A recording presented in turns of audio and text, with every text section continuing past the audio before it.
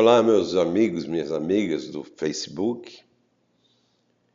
Estamos dando início a mais um programa Espaço Saúde. Em primeiro lugar, eu quero agradecer do fundo do meu coração pela espetacular audiência que a gente teve no programa passado sobre febre amarela, que meu filho Fábio Bertola Agostini fez com maestria.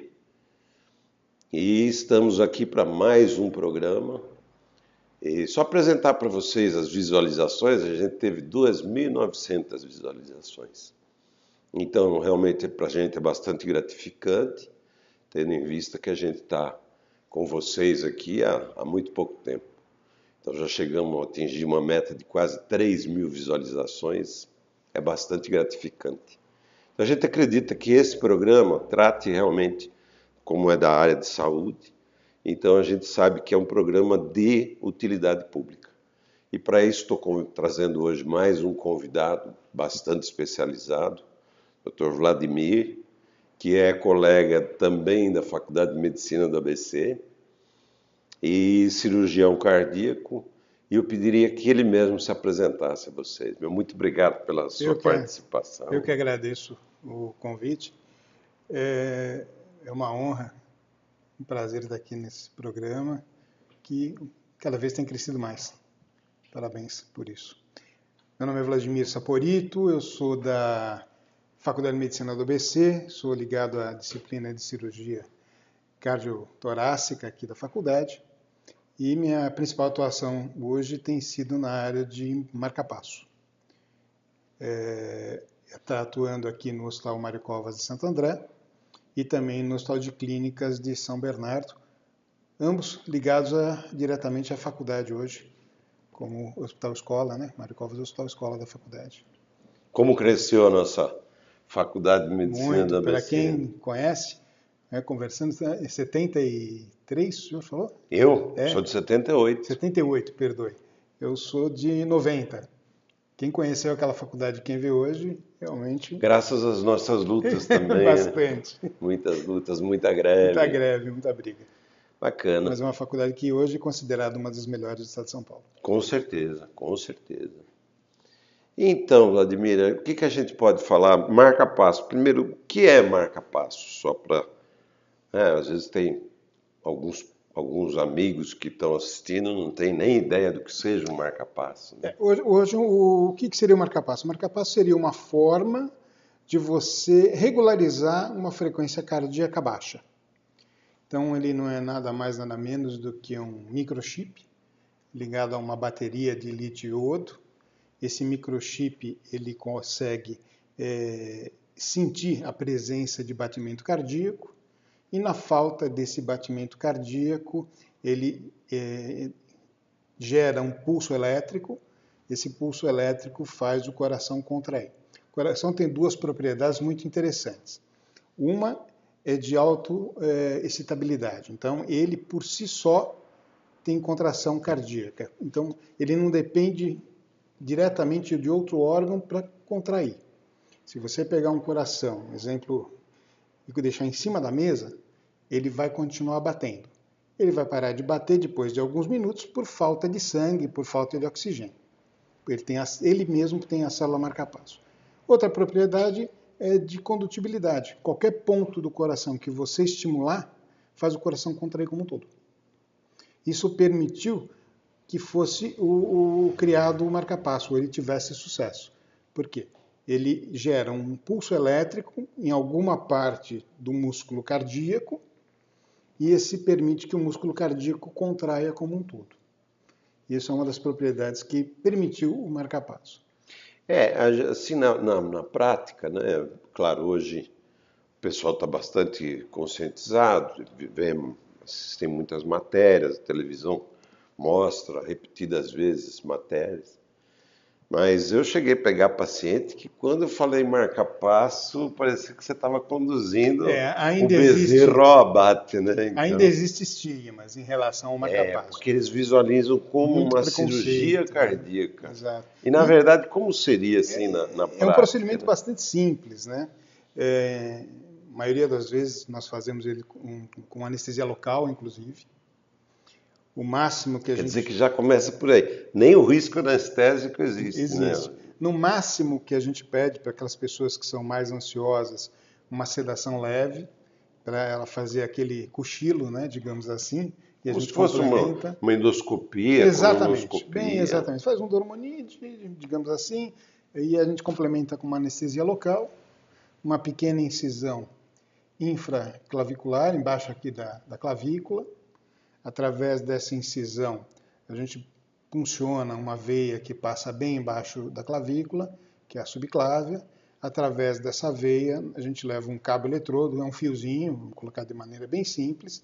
Esse fiozinho é levado até dentro do coração, guiado por raio-x, por radioscopia, e alocado dentro do coração, numa posição correta, e coloca-se o aparelho, o gerador de marca-passo, embaixo da pele, conectado a esse fio, e ele vai fazer exatamente aquela função. Sentir a presença de batimento cardíaco, na falta do batimento cardíaco, lançar um pulso elétrico para fazer o coração contrair. E Uma cirurgia bastante simples. Qual o tamanho desse marca-passo que você falou? Uma moeda grande.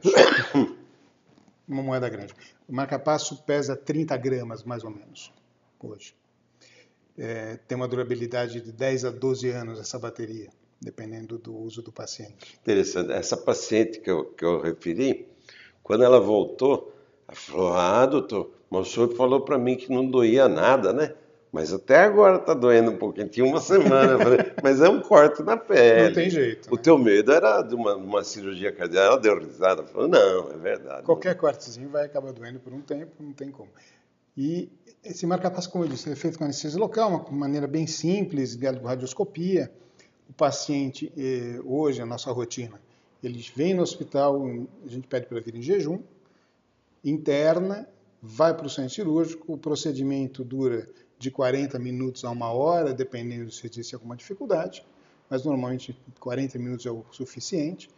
Esse paciente levanta, come alguma coisa e vai para casa. E aí ele não vai morrer mais de parada cardíaca. Ele não vai morrer mais de parada cardíaca. Que beleza. Você falou em bradiarritmias, são aquelas frequências muito baixas, né? Claro que a gente não vai entrar em detalhe em bloqueio AV total, não tem porquê. né? Mas são arritmias complexas e que levam realmente uma falta de um impulso elétrico que leve aquela constância de batimento que você bem colocou. Como eu falei agora há pouquinho, o coração por si só, ele possui uma célula marca-passo.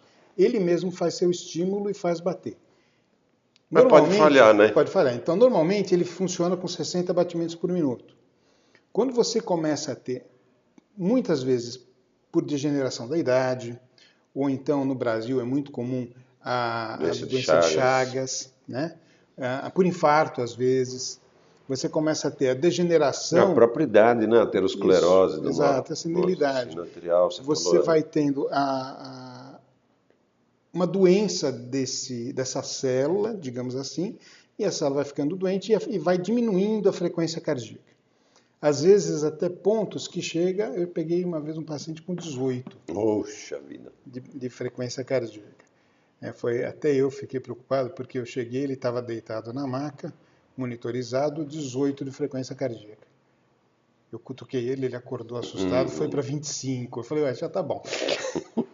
Vamos para o centro cirúrgico. Eu já vi quase ele volta a ter com vida 20 normal. Eu já vi também. Volta a ter vida normal. E esse estigma tem sido quebrado aos poucos, né? As pessoas chegam ainda bastante assustadas, como eu brinco com os próprios pacientes, o problema são as comadres. Né? Porque, assim, quando isso o senhor deve ver no dia a dia, quando chegam para você, ou para as pessoas, e falam assim, eu vou ter que pôr um marca-passo. Aí começa, ai meu Deus, coitado, e deixa a pessoa extremamente em pânico. Mas isso é em geral, né? Isso é em geral, as pessoas não querem ver o bem das outras, talvez. Não é só na medicina, né? Isso é em geral. E aí, depois que elas põem o marca-passo, que voltam ao final normal, eles, doutor, mas era só isso? Era bem simples. Ou então, mais engraçado ainda, eu faço um grande ambulatório de marca-passo dentro do Mário Covas, eu atendo 40, 50 pacientes numa manhã, de marca-passo. E é engraçado você escutar eles conversando entre si na sala de espera do ambulatório, trocando experiências em relação ao marca-passo. É muito interessante. E vê que vai quebrando esse paradigma, né? Do marca-passo ser alguma coisa do outro mundo, um alien, né? Como eu brinco. É uma coisa que Só realmente para vem para assim, o ajudar. telespectador entender, e o Edinho ajuda muito a gente, como eu te falei, porque ele vai inserindo imagens, não é? Certo. Então, quando você fala no ritmo cardíaco normal, a gente tem aquele batimento. Pá, pá, pá. De repente falha, né? Exato, Aí faz uma fica pausa. a pausa. Né? Tá cansado o nó sinatrial, né? O nó sinusal. E é nessas pausas que a pessoa pode ter os sintomas principais, A né? síncope, Que é né? isso, a O tontura, desmaio o desmaio, a síncope, e a né? morte súbita até, né? E dependendo do Se essa caso, pausa for muito muito longa. longa. Mas assim, o que a gente mais vê não é nem a pessoa morrer assim, pode morrer, se deixar degenerar até extremo, vai morrer daquilo, obviamente. Mas o mais comum da gente ver num primeiro momento, as pessoas começam a ter essas pausas, essas síncopes, e elas, num primeiro momento, elas não vão morrer daquilo, mas elas morrem de desmaio. Ela cai, mete a cabeça na Olha, parede é verdade. e faz É porque um traumatismo ele não craniano. avisa, né? Ele não Começa a dar uma avisa. tonturinha e Exato. catapimba. Catapimba. A pessoa cai e É, cai com tudo. Stock Adams, É né? exato. Ou então, Ou Adams Stock. Stock Adams. Ou então aquela outra, a pessoa está dirigindo, tem uma tontura Opa! que pode ser de Pode segundos. não só ele morrer, Ele né? pode matar alguém. Exatamente. Então, mas para isso a gente tem um bom exame, além, claro, do eletrocardiograma, é o Holter, né? Os Então, o Holter, o diagnósticos. que é? Um eletrocardiograma contínuo, né? Então, Das eu 24 sempre explico horas. para o paciente da seguinte forma: o, o eletro é uma fotografia. Isso, Ele exatamente. vê 10 Só segundos. aquele momento, O Holter é um filminho de 24 horas. perfeito. Então você consegue ver 24 horas do Que você batimento também cardíaco. pode nem constatar nada, né? Pode não constatar Eu nada. já vi Aí casos existem assim. outros exames, inclusive, né? Que você pode, o Looper, que fica 3 dias com o paciente e ele faz uma avaliação. Quando ele carrega aquele aparelho 3 dias seguidos, quando ele sente alguma coisa, ele aperta e faz a gravação do mal-estar, grava alguns segundos antes e alguns segundos depois do mal-estar que ele teve. Né? E em casos extremos, existe um Holter implantável, como se fosse um pequeno marca-passo, né? Que você coloca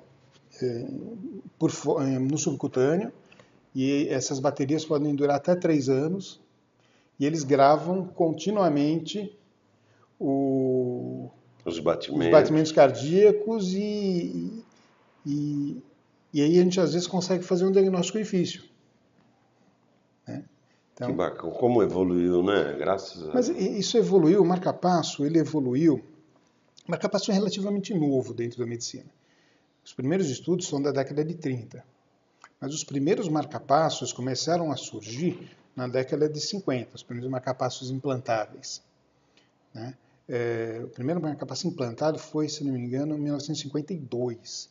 Era Eu não um tinha nascido ainda. trambolho, parecia aquelas televisões de tubo. Tinha que carregar com a mala. Que carregava com uma mala. Era bem isso. Depois eles tinham aquelas baterias, eles eram desse tamanho, eu tenho até um antigo que eu ganhei de um paciente, com aquelas baterias redondas, que pareciam aquelas baterias de relógio. Eles duravam 8 meses. Esses eu vi, cheguei a pegar. E eram implantados em abdômen, na época, e por toracotomia epicárdico, que a gente chama. Né? Então, Toracotomia, o que você é, doutor? abria o paciente e colocava o fiozinho. Hoje, a gente, como eu falei, coloca por dentro da veia. Né? A gente colocava em cima do coração. Claro que a descarga elétrica tinha que ser maior. Era Né? maior e esses marca-passos duravam 8 meses. Era muito mais curto o tempo de vida, de bateria. Depois da década de 70, quando surgiram as baterias de lítio-iodo, foi que teve um grande boom no marca-passo. Por quê? Eles começaram a durar 10 anos, 8 anos. E aí sim essa tecnologia valia a pena. Depois disso, os marca-passos eles foram crescendo. Você pode imaginar que é o mesmo tipo de progressão de um computador. Pega um computador IBM da década de 70, que Nossa, era uma sala. 40 mega, tinha Exato. os de casa, né, domiciliar, Os 40 domiciliares eram mega, brincadeira, né? 40 mega. Hoje só tem Hoje no é relógio. terabyte, hoje É é uma base de terabyte. 1,5 terabyte. E os processadores a mesma coisa, foram ficando mais rápidos, as tecnologias foram evoluindo, você foi tendo... hoje, os marcapassos mais sofisticados, eles não só tratam as bradiarritmias, existem os desfibriladores, por exemplo, que tratam as taquiarritmias, né? Que o desfibrilador implantável, para quem pode visualizar, aquele que você vê nos filmes, que ele vem com aquelas duas pás e dá um choque para reverter uma arritmia. Mas só que você vai dar um choque de 400 watts. Exato, 360 joules, né? Joules, Aí hoje, esse é implantável. De quanto que você dá? 20 joules. 20 joules, né? Interno, ele identifica a arritmia, ele carrega o choque de 20 joules até 40 joules, dependendo do que você programa, e reverte essas arritmias e tira a pessoa da morte súbita. Estou adorando, a gente ia chegar aí. Eu só queria voltar um pouquinho. Vamos voltar. Sabe por quê? Eu fui muito rápido. Não, é porque a gente está comentando do implante de um marca-passo a nível ventricular. Perfeito. Né?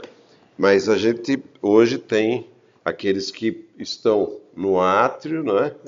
No átrio e no ventrículo para fazer um sincronismo entre os dois. Então, voltando aqui, os marcapassos foram evoluindo com o tempo. Desculpe. Do mesmo jeito, mas eu que também acabei passando. Do mesmo jeito que eles evoluíram no chip, na forma de fazer diagnósticos, os primeiros marcapassos eram marcapassos fixos, né? É um marcapasso que ele não sentia o batimento cardíaco, ele ficava lá só.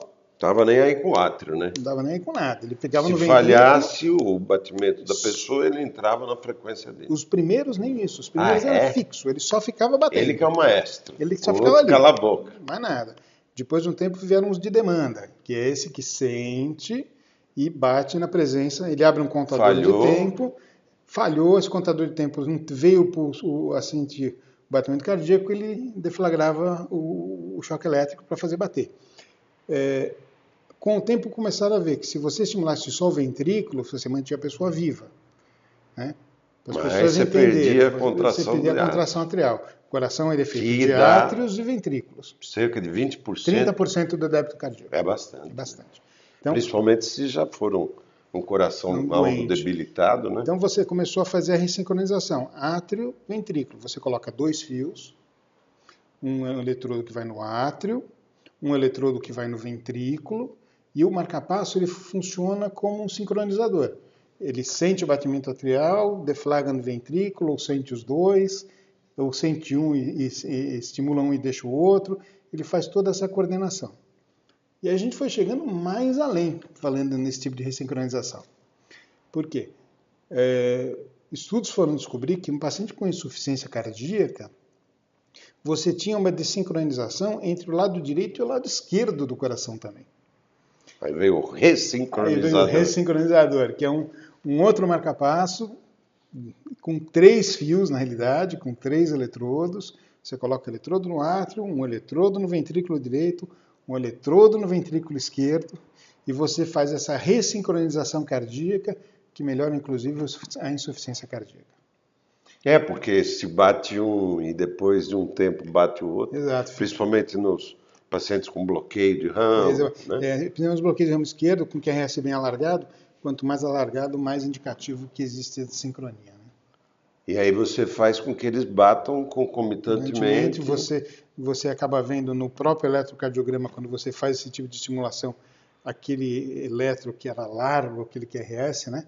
Ele estreita, e você vê, e se você fizer um ecocardiograma, voltando ao que a gente até comentou antes de começar o programa, ecocardiograma antigo não via nada, hoje você tem ecocardiograma tecidual, que você consegue contar o tempo de batimento entre o lado direito e esquerdo e ver se você conseguiu fazer a ressincronização. Que beleza, hein?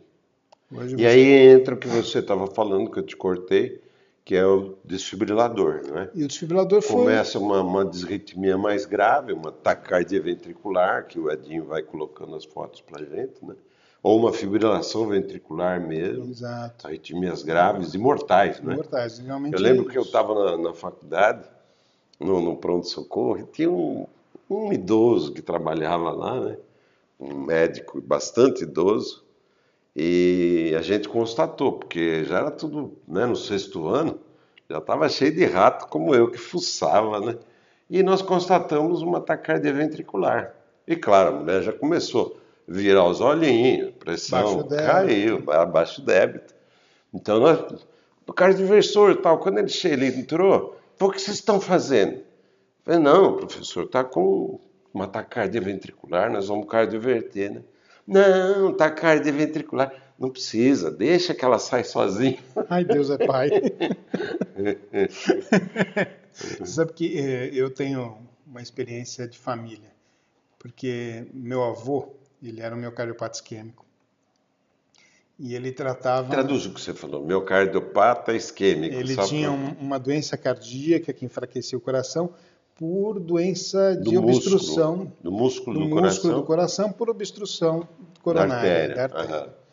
E ele tratava, ele já tinha sido revascularizado, tinha feito ponto safena, e ele tratava no Dante na época, isso na década de final da década de 80, mais ou menos. E naquela época não existia ainda o desfibrilador implantável. Era uma coisa que ainda estava começando a se falar. E ele tinha taquicardia ventricular, e naquela época só conseguia se tratar com o uso do Oncorona, da mildarona. E ele foi um bom ajudante, estava tendo... Que hoje é um dos poucos ainda, Não dos né? poucos que a gente usa. Infelizmente. Ele teve uma arritmia maligna dentro do ônibus, não tinha desfibrilador na Poxa época, vida. e ele acabou falecendo. Se E ele, tivesse esse. ele tinha indicação clássica para o uso do desfibrilador. Mas é o que eu digo sempre, sabe? Se a gente não tivesse, infelizmente, no meio político, tanta corrupção como a gente E a vê. gente vai entrar numa outra seara que Não, realmente... eu sou bem breve para ir, porque isso aí é só você ligar Jornal Nacional, não estou falando nenhuma Isso mesmo. inverdade, não estou exagerando nada. Os desvios de verba são tão exorbitantes que a nossa saúde pública está caótica totalmente, né? Eu escutei... E além disso, não só para fechar, a indústria bélica. Quer dizer, aqui a gente vê o norte-coreano, né, brincando com mísseis, que um míssil do tamanho dessa sala é o preço de um hospital. Então o preço dele é o preço de um hospital. E ele tem o potencial para destruir uma cidade inteira. Essa é uma alteração de valores que não tem muito o que se discutir, né? É uma pena, mas é a nossa. O que eu quis tentar chegar é que a gente estaria anos-luz à frente, anos-luz, não, mas pelo menos 5 anos à frente do que a gente está na tecnologia hoje, você não concorda? Concordo, concordo. Pesquisa científica, tudo, né? Infelizmente. Tem muita coisa evoluindo, mas né, tem muita coisa para evoluir. Mas você estava no seu pai, que infelizmente faleceu. Meu avô. Ah, seu avô, Meu seu avô, avô. foi Seu meu avô. avô. Meu avô que foi porque ele não tinha o desfibrilador. Hoje é uma tecnologia que você tem de fácil utilização. Mas agora, então vou fazer uma pergunta da nossa saúde pública. E o SUS paga um equipamento como esse? Paga, É, paga. porque é caro, né? É caro. Hoje está na faixa de mais de 100 mil reais. O SUS paga por volta de 40. Mas o completo, com desfibrilador, Não, só o ressincronizador. desfibrilador. Só o desfibrilador. O ressincronizador sai 55, 60. Tudo, um pacote com O pacote cirurgia, completo. tudo 100 e pouco. Provavelmente. A gente que implanta aqui no Mário Covas um desfibrilador por mês. E Do SUS. marca-passo, São 20. você tinha me dito. São Só 20. para o telespectador ficar inteirado. Mas Mas só 20, acabou, chegou 20.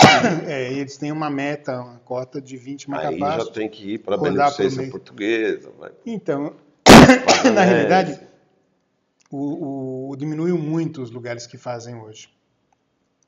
Porque muitos hospitais foram cortando, né, o atendimento SUS. A própria Beneficência Portuguesa, que fazia muito, pelo que a gente sabe hoje, diminuiu bastante a quantidade de implantes SUS. Tem uma limitação também importante.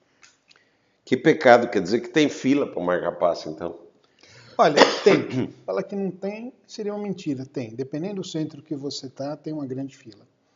Aqui com a gente, tenho conseguido dar conta do que aparece. Um mês e pouquinho, a gente consegue colocar os pacientes eletivos. E aí o que é urgência aí entra. É urgência. Perfeito. O que mais você me colocaria em termos de marca-passo? Eu acho que uma coisa que pode ser útil a gente colocar aqui são exatamente as principais dúvidas que as pessoas têm em relação ao uso do marca-passo. Perfeito. Uma vez chegou uma paciente no meu ambulatório e fez assim: ai, doutor, quando chove, tenho medo. Descarga elétrica. Por quê? Ah, por causa de raio. Mas não entendi. Ai, falaram que marca-passo atrai raio. Eu comecei a dar risada. Essa eu não conheço. Eu falei, bom, então agora a senhora se tornou um para-raio ambulante, é isso? Mas assim, é a inocência das pessoas que não entendem. Mas tem muita coisa que o pessoal... Por exemplo, então eu vou perguntando. Forno de micro-ondas, o pessoal fala. O que a gente orienta geralmente em relação ao forno de micro-ondas, eu sempre falo assim, não pode entrar dentro. Essa é a primeira coisa. Não pode entrar dentro. Então, se não entrar dentro, está tudo bem.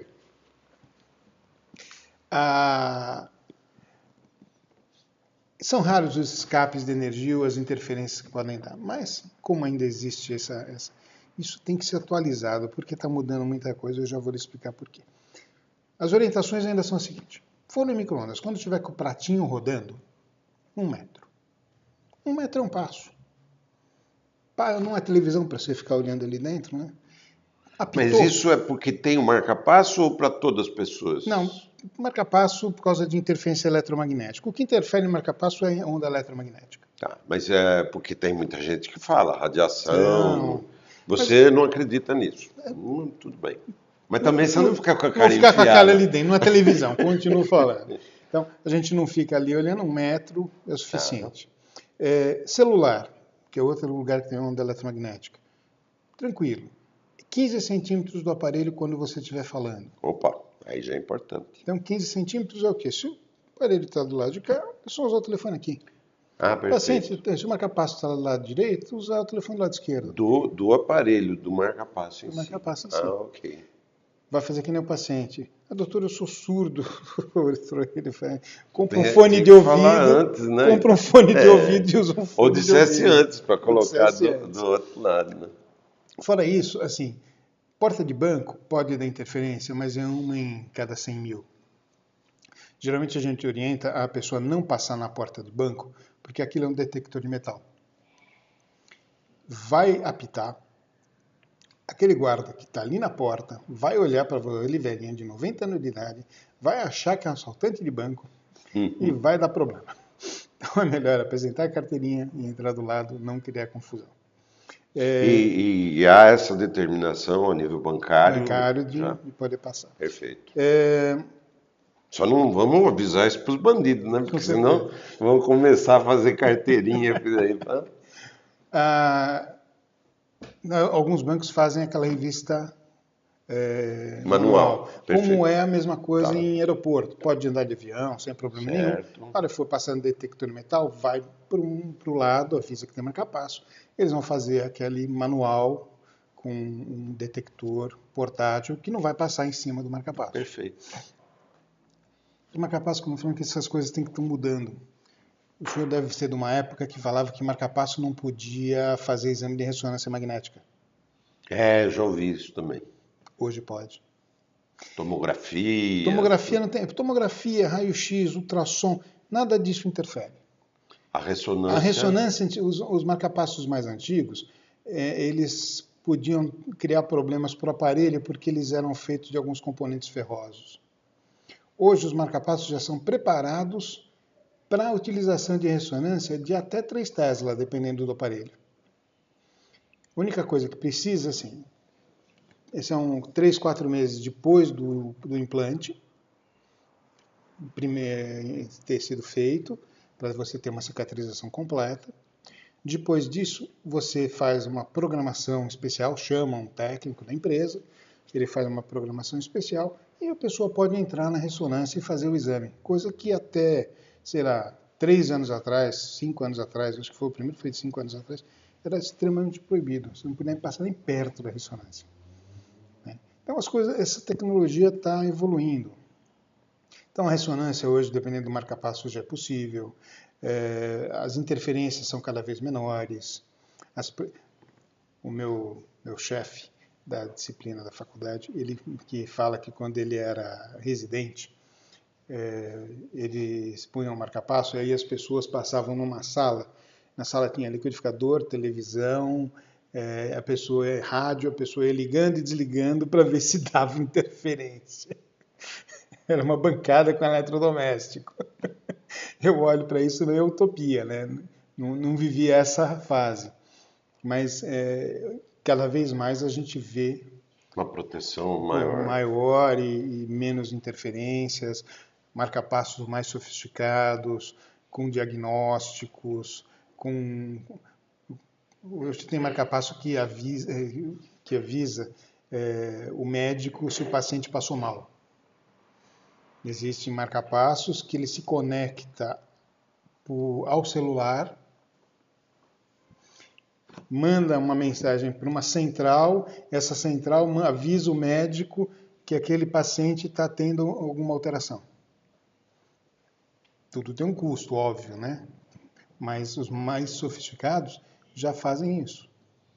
E até por telefone você consegue fazer uma Então, hoje eles conseguem fazer. Né? A programação por telefone ainda você não consegue, mas você consegue conversar. Hoje, o wireless, marca-passo, vocês trabalham com wireless já. Olha. Então você conversa com o marca-passo à distância, você não precisa estar mais próximo. Isso, inclusive, recentemente foi um grande problema nos Estados Unidos. Uma grande empresa de marca-passo, não venho aqui falar qual é o nome, ela teve problema porque decodificaram o sistema de wireless deles e começaram a ameaçar. Nossa Senhora! Crime cibernético, o que vem para o bem, vem para o mal também. Começaram a ameaçar, o senhor vai me depositar tanto, senão eu desligo o seu marca-passo. Descobriram a frequência do wireless deles e tanto que eles estão fazendo, não recall, mas eles estão fazendo uma atualização de software de todos os aparelhos que têm Wi-Fi dessa empresa, que tem o wireless, né, dessa empresa, para melhorar a proteção em relação a isso. Tentar só traduzir, que às vezes alguém não entendeu, né?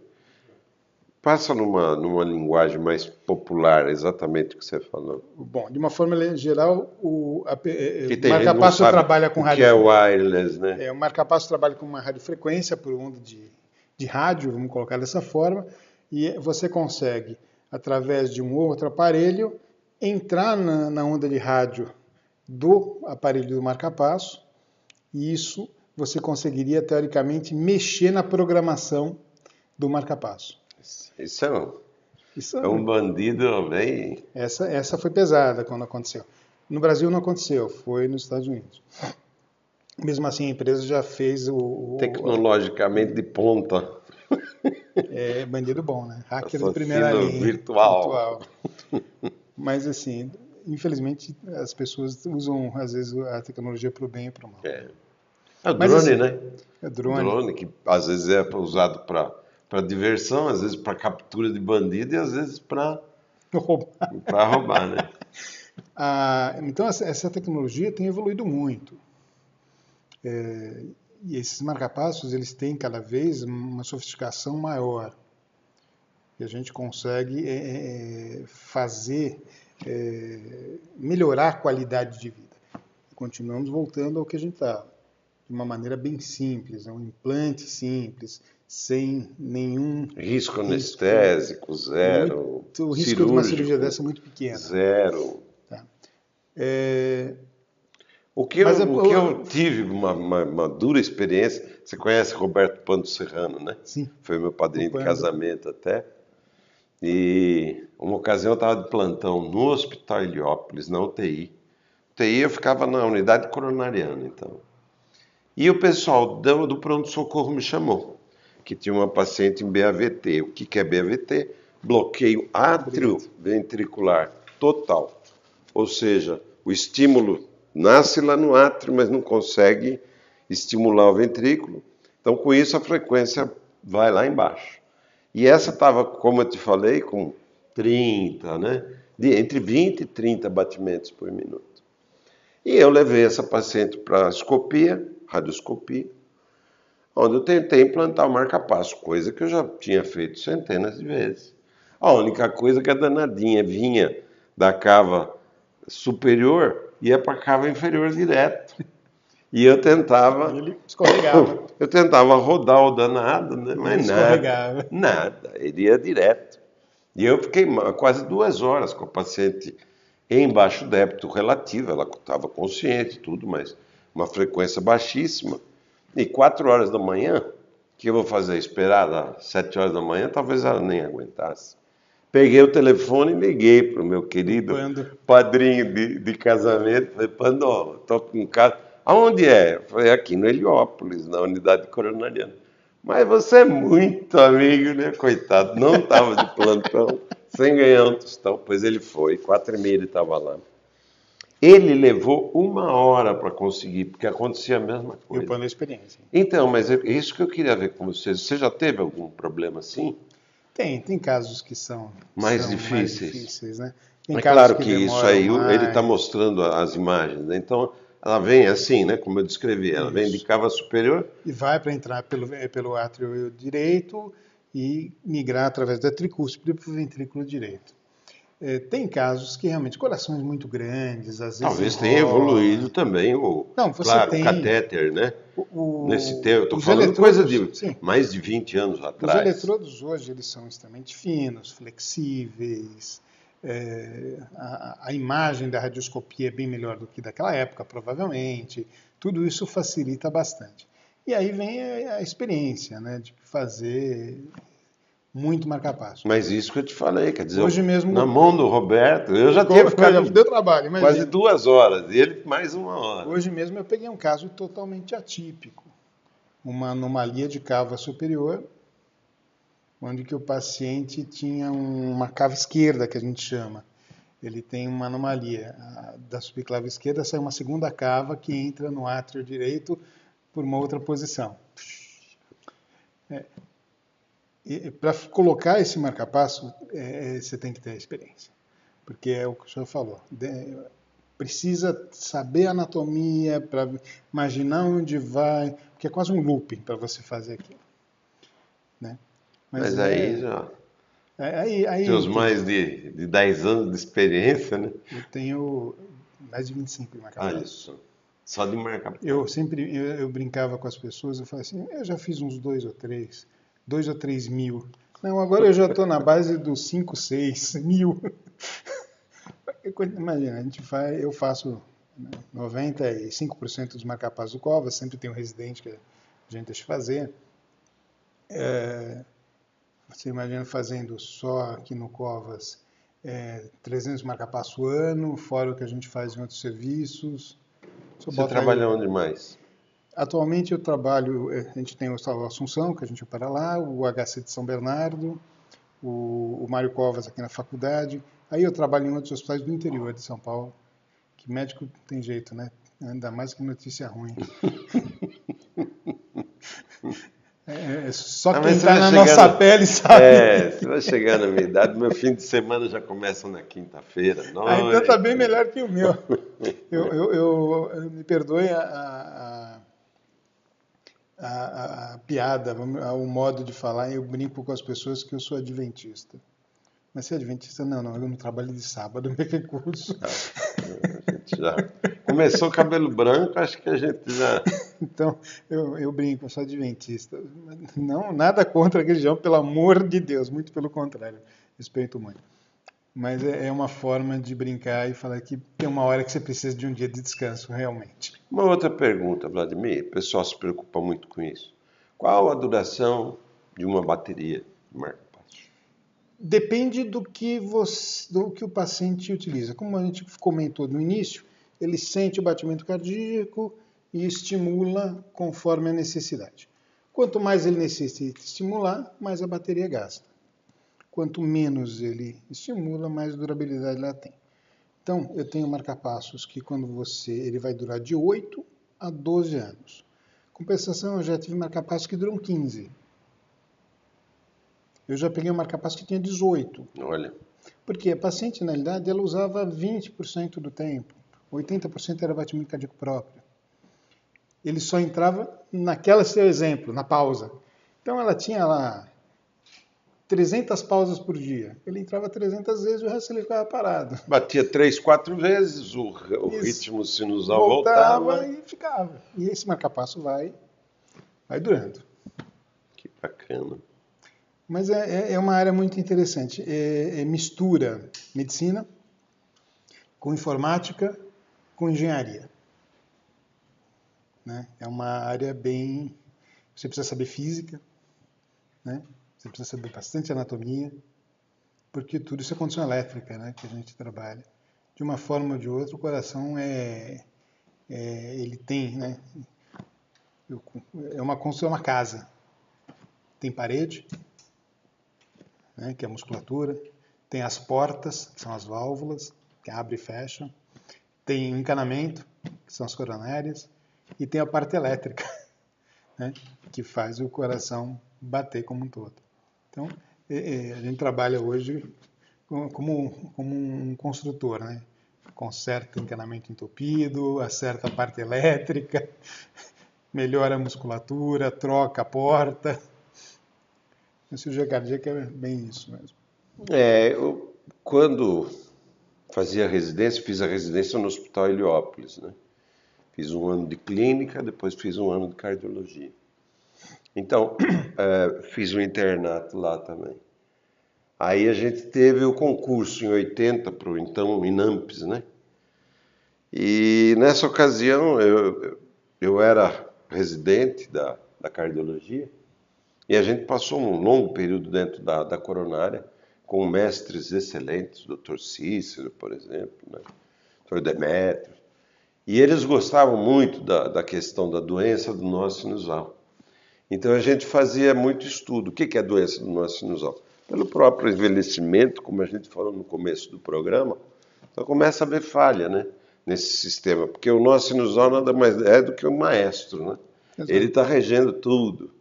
Então quando ele começa a falhar, aí começa a haver aquelas pausas que você comentou, até a própria parada cardíaca. E para você constatar isso, quando você tem suspeito, a gente fazia o teste com a atropina. Sim.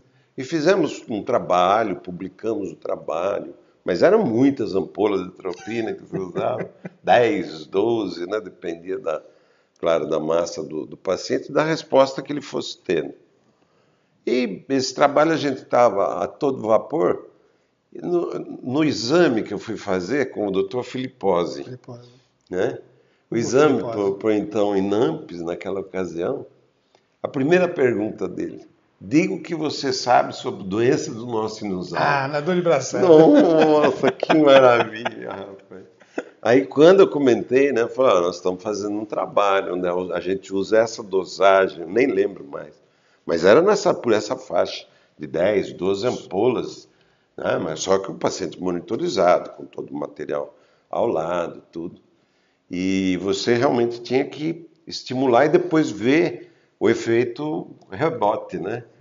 Se eventualmente depois viria uma bradiarritmia, quer dizer, uma frequência que caísse muito. Então, quando eu comentei com ele a dose que a gente estava usando, ele falou, nossa, mas isso tudo? Aí um outro olhou para ele e falou, eu li um trabalho que estão fazendo assim, né? Ah. Então, claro que eu, né, tirei nota máxima, né? Mas é uma das indicações também do marca-passo, né? A doença do nó sinusal, doença bloqueio atrioventricular. O átrio ventricular é aquele que fica entre o átrio e o ventrículo. Ele faz a condução. O único ponto de contato entre o átrio e o ventrículo é o nó atrioventricular, né? Quer dizer que se lá está falhando, não passa o impulso elétrico. Não passa o impulso e a frequência atrial fica em 150 e a ventricular fica em 30, 18, que você falou. Meu Deus do céu. Depende se é influenciando, supranciando que está estimulando, você tem uma frequência. Quais são os sintomas, então? Tem gente que... Tontura, principalmente, sensação de desmaio e desmaio. Né? Algumas pessoas têm cansaço. um cansaço ao esforço, qualquer caminhada, vai subir uma ladeira, cansa demais, porque como o coração não acelera, não consegue fazer Faz o baixo débito, faz o né? baixo débito. O coração não consegue empurrar sangue suficiente para... Mas é o caso também do beta-bloqueador, a gente pode fazer isso pode fazer farmacologicamente, isso, né? Ele faz-se muito, né? Então, isso é costumeiro. Quantos pacientes eu peguei que não conseguem subir uma rampa, não conseguem subir uma escada, porque estão em uso de beta-bloqueadores, que tem vários, né? Propranolol, atenolol, Todos os LOL da pindolol, vida. tudo que é ol Os por LOL aí. da vida, não tem jeito. Então a gente vê com bastante frequência, aliás, uma crítica construtiva, né? Eu peguei, infelizmente, vários casos aí de pacientes com insuficiência cardíaca, congestiva grave, em uso de propranolol, quer dizer... Infelizmente a gente ainda tem alguns colegas que estão precisando se atualizar. Não é? Então, só o fato de você... Eu passei no médico, no meu cardiologista, falou que eu tinha que tomar minha vida toda, doutor. Tem certeza que é para parar? Bom, você quer voltar com ele, você volta com ele. Isso quando a gente Se é não para você vê... ficar comigo, nós vamos trocar. Até pode usar o beta-bloqueador, Isso mas... que a gente vê, eles usando 2, 3 tipos de beta-bloqueador ao já mesmo vi, tempo. já vi também. Eu também já vi várias vezes. Infelizmente. Aí vai para marca-passo, né? Você primeiro tira, né? Tira. Tá tomando digoxina, propranolol, ancoron Eu tive um e caso, atenolol. eu tive um caso que aí a gente vai entrar um pouco de ética médica, Não tem mas problema. eu tive um caso que veio para colocar para implante de marca-passo. O paciente veio e ele usava digoxina, carvedilol, dose máxima, Que é um beta-bloqueador. amiodarona em dose máxima. Amiodarona, que é um antiarrítmico, que diminui a frequência Que cardíaca. também é. E para ajudar, ele tinha hipotiroidismo. Que diminui a frequência Diminui cardíaca. a frequência cardíaca. Ele tem um TSH de 15, que é muito alto para ir. Foi esse que fez 18 de frequência cardíaca? Não foi esse. Não foi... Mas o pior não é isso. O pior é que ele chegou, olhei, examinei ele e falei assim, olha, o senhor não precisa de marca-passo, a gente precisa ajustar essa medicação e tratar o hipotiroidismo. Meu Deus. Não, o doutor falou que eu tenho que pôr marca-passo. É. Não, o senhor não tem que pôr marca-passo, o senhor tem que tratar a sua doença. Confiança, né? Confiança. Eu vou morrer, se eu não colocar, eu vou morrer. E para convencer esse homem que ele não precisa de marca-passo? Tadinho. Então, assim, às vezes... Só que em dias você já resolve a situação, né? Exato. A Então, pessoa volta, por exemplo, ela tá... Eu até gosto quando eu pego um caso mal orientado. É até melhor para mim, né? é simples. Quer dizer, o paciente está com insuficiência cardíaca, tomando propranolol, por exemplo, que é o pior beta-bloqueador que tem, vamos mais dizer antigo, por assim, sinal. mais antigo, e que diminui a frequência cardíaca e o rendimento do coração. Então, só o fato de você suprimir essa droga, você já vai ter melhora. E o paciente volta uma semana depois. Você entrou com diurético, que antigamente era o DDD, né? Diurético digital e a dieta, né? Com pouco sal. Então, você entrou com a medicação correta, com o diurético, suprimiu aquele que estava atrapalhando, ele volta, tá 100%. O duro é quando a gente pega aquele paciente que ele não quer acreditar, é o medo, né? Aquele pavor, né? O pior, eu pensei que você fosse falar isso, o pior é quando o paciente está muito bem orientado e vem para você, né? Aí, passando mal. Porque eu já tive esse prazer, assim, de pegar pacientes muito bem tratados, muito bem orientados, e que chegam para você tentando procurar alguma coisa diferente. Na tua área, sem dúvida. Ele está muito bem conduzido por mim. Só que aí você põe o ressincronizador que você explicou tão bem, por exemplo. Se ele tiver indicação, mas muitas vezes não tem. Mas às vezes o paciente fica, ele olha para você e diz, o senhor está muito bem tratado. O seu médico é ótimo. Pode continuar com ele. E ele, mas doutor, a senhora está dentro do que tem que ser feito. Pode ser que daqui 10 anos tenha uma coisa nova. Por enquanto ele está absolutamente correto. É bem isso mesmo. O que você viu nesses 25 anos de experiência com marca-passo assim, que mais te marcou, ou do ponto de vista positivo ou negativo? Acho que a gente já viu tanta coisa, né? Eu já vi criança, já né? vi adulto, já vi Cardiopatia congênita. gente. Pus um marca-passo isso me deixou muito triste. Eu pus um marca-passo numa criança de 3 meses. Maravilha. Epicárdico, vai abrir uma toracotomia, colocamos um marca-passo, arranjamos um marca-passo pequenininho de 23 gramas, era muito, colocamos na barriguinha dele. Essa criança ficou ótima. Com 2 anos e meio de idade, ela morreu de uma pneumonia. Puxa vida, nada a ver com o coraçãozinho. E aí a mãe Ou veio... talvez um pulmão trabalhado, né? Mas assim, a mãe veio e ela chorava, e ela achava que tinha sido mal conduzida no posto de saúde, que mandaram para casa. Isso doeu muito no coração. Nossa. Isso foi uma das coisas que doeu bastante. Mas assim, como eu disse, muitas alegrias, muitas tristezas, essa nossa profissão dá isso, né? A gente tem esse tipo de situação. Antes do show encerrar, eu gostaria de deixar um único recado para esses pacientes e para esses familiares do portador de marca-passo. Primeiro, o paciente com marca-passo, ele é uma pessoa normal, como qualquer outra, e tem que ter uma vida normal como qualquer outra. Não precisa colocar ele numa redoma. Ele não tem um alien dentro dele. A gripe não é culpa do marca-passo. Nem a unha cravada? Nem a unha cravada é Que culpa bacana. do marca-passo. Né? Porque tem-se essa coisa de falar que tudo é culpa do marca-passo. Tome muito cuidado, porque infelizmente nem todos os nossos colegas médicos estão preparados para compreender o funcionamento do marca-passo no dia a dia. Nós colocando aqui para os telespectadores, nós temos dificuldade às vezes para explicar tudo, né? Um colega às vezes que mexe com outra área também tem a mesma dificuldade para às vezes compreender muita coisa. E a gente escuta muito de passar no pronto-socorro e a primeira coisa que o médico fala é assim, seu marca-passo não está funcionando. E aí vira o desespero. Então, toda vez que tiver dúvida, procure o seu médico especializado naquela área, converse com ele, sem pânico, porque se o marca-passo estivesse com disfunção, você estaria desmaiando e sentindo mal. 2 perguntas. Primeira, avaliação de marca-passo, de quanto em quanto tempo? 6 meses a gente faz. Todo e qualquer marca-passo? Todo e qualquer marca-passo. É interessante que a cada 6 meses ele procure o especialista para fazer a avaliação. É um aparelho específico. Nós temos hoje 4 marcas de marca-passo no Brasil. Cada marca tem um aparelho diferente. Então eu sempre coloco que a Volkswagen não faz revisão na Ford, que não faz revisão na Chevrolet. É a mesma coisa. Boston, Medtronic, St. Jude e Biotronic. São aparelhos diferentes e um não conversa com o outro aparelho. Quem implantou que geralmente sabe faça a avaliação.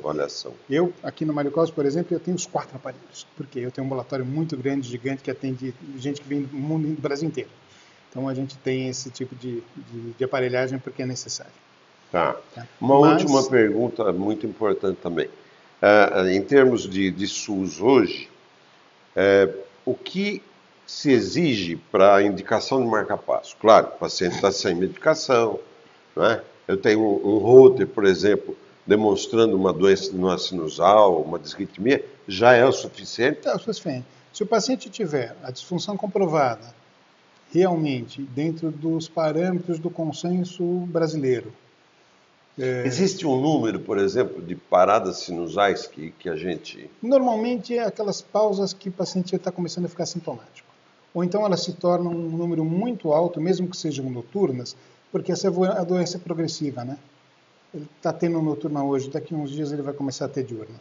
Bloqueio 2:1, por exemplo. Indicação precisa... Nos dois. O Vemquembar e Mobitis. Mobitis 2, o Vemquembar mais um paciente sintomático, né? São alterações assim que são bastante costumeiras e que podem levar a um bloqueio total. Bloqueio total, então, desmaio e a morte súbita, né? Muito bom, eu adorei a sua presteza, seus... Imagina, eu agradeço o convite novamente, muito gostoso. Se quiser em uma outra oportunidade, eu me ofereço a retornar. Com certeza, adorei você, Vladimir. E eu acho que a gente teria doença coronariana para bater um bom Vamos falar papo, doença né? coronariana, vamos Se falar de você conseguisse para valvulopatias, mim um hemodinamicista, para a gente comparar conversar com até... o pessoal do Mário Covas, alguém que possa Bacana. vir. Meu muito obrigado. Eu que agradeço. Eu A todos agradeço a vocês. todos vocês Prazer. também. Tiver ou qualquer dúvida, pode nos procurar, que na medida do possível estamos à disposição. O nosso diretor Edinho, ele vai colocando, né, sempre que você está falando, já vai colocando teu e-mail, seu telefone, entendeu? De contato, né, para marcação de consultas. Então, e você vai ver que vai haver um retorno muito bom. Pelo menos da minha parte, vai. Tudo que eu tiver de marcar passo daqui para frente. Precisar de mim. Quero agradecer também ao nosso amigo comum, o Camilo, né? Camilo que nos Muitos aproximou. Anos. O Camilo é realmente um parceiro grande de muitos anos. Obrigado também ao Edinho pelo trabalho todo que ele tem conosco. E muito obrigado a vocês pela atenção, pelo carinho, pela audiência. E aqueles que puderem, além de visualizar o nosso vídeo, compartilhar, agradeço mais ainda. Beijo no coração de todos e até a próxima semana, se assim Deus quiser.